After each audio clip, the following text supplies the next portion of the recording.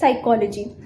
मेरा सबसे पहला प्रैक्टिकल वॉज ऑफ साइकोलॉजी। अब साइकोलॉजी में हमारी 2 फाइल्स थी, एक प्रैक्टिकल और एक केस स्टडी।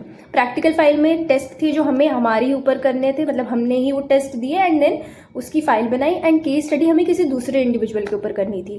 कोई हमारा सब्जेक्ट होता था एंड उसके ऊपर हम टेस्ट करते थे एंड देन उसकी सारी डिटेल्स एंड एवरीथिंग लगा के वो केस स्टडी थी। दोनों फाइल्स को अच्छे से रेडी करके रखना है, कोई भी उसमें गलती नहीं करनी है, क्योंकि एग्जामिनर फाइल देखता है, फाइल का ऑर्डर देखता है, हेडिंग्स देखता है, क्या लिखा है वो सब देखता है।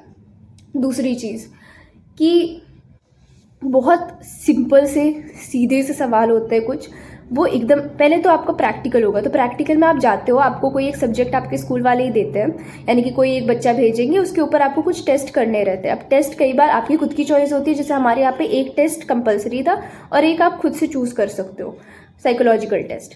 तो हमने वो दोनों टेस्ट किए हमारे सब्जेक्ट के ऊपर, जो हमें स्कूल वाले ही देते हैं, और हमें एक ऐसी शीट मिलती है। वो शीट को पहले काउंट कर लेना कि उसमें कितने पेजेस हैं। अगर 2 टेस्ट करने हैं, पेजेस 8 ही हैं, नहीं कम पूरा पढ़ पा रहा है, ऐसे नहीं हो कि लिखना शुरू किया और एंड में जाके पता चला कि अरे ये तो पूरा ही नहीं पढ़ा। तो पहले काउंट कर लेना, एक मेंटल मेकअप बना लेना, आइडिया रख लेना कि हाँ मुझे इतने ही पेजेस में कंप्लीट करना है, क्योंकि एक्स्ट्रा शीट अलग से नहीं मिलती है।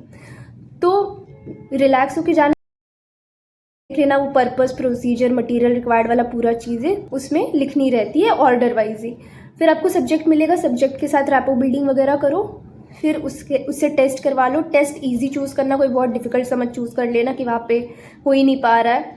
तो जैसे मैंने इमोशनल इंटेलिजेंस चूज़ किया था और एंग्जाइटी हम लोगों को सबको कॉमन था। अब जो भी टेस्ट चूज़ किया है, जैसे अगर इमोशनल इंटेलिजेंस मैंने चूज़ किया था, know the definition of emotional intelligence, क्यों ज़रूरी है, किसने डेवलप किया, किसने टर्म दिया, everything related to emotional intelligence. दूसरा चीज़ कि एंग्जाइटी था, तो एंग्जाइटी क्या होती है, किसने दिया, अलग अलग तरह के एंग्जाइटी डिसऑर्डर, सब कुछ उससे रिलेटेड। तीसरी चीज़, जितने भी आपने टेस्ट अपने फाइल में लगाए हैं, किसने डेवलप करे, क्या होता है, सब पता होना चाहिए। जैसे आइजिंग ने डेवलप करा ये पर्सनालिटी वाला, तो उसमें कितने तरह की उन्होंने पर्सनालिटी बताई, कौन सी 3 कैरेक्टराइजेशन उन्होंने की, ये सब कुछ पता होना चाहिए।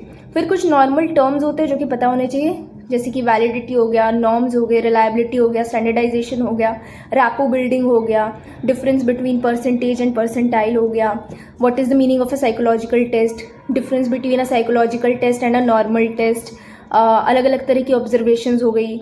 ये सारी बहुत ही बेसिक्स चीज़ें हैं जो कि 11th में पढ़ाई जाती है, so one should know this.